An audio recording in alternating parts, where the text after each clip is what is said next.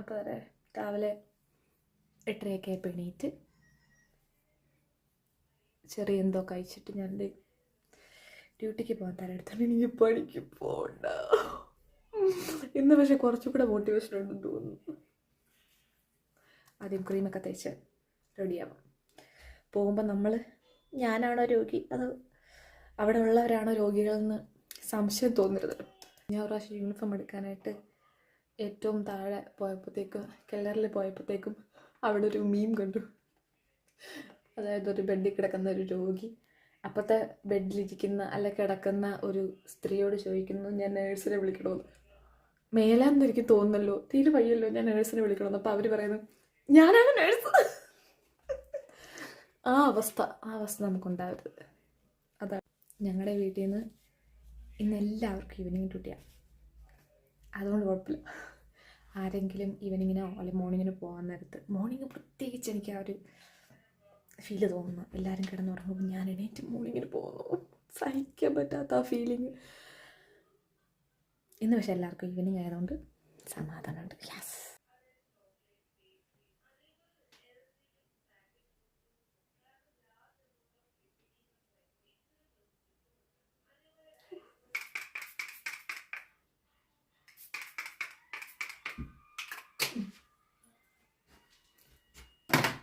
Fresh jacket കിട്ടി.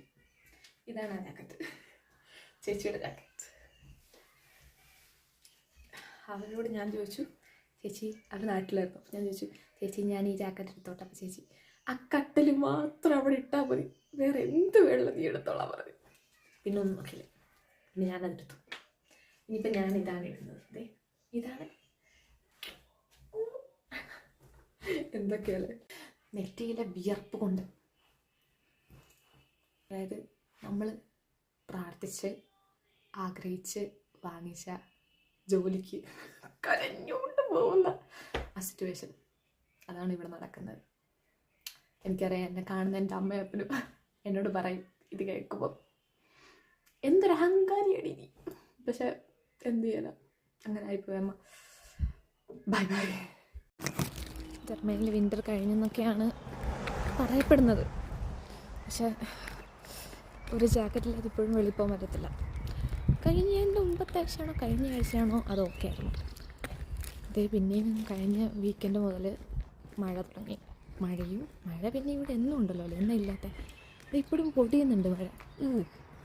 അതൊക്കെ നമ്മുടെ നാട്ടിലെ മഴ. തുള്ളിക്കൊരു ഗുണമെന്നൊക്കെ പറഞ്ഞാൽ അതാണ് മഴ. ഇത്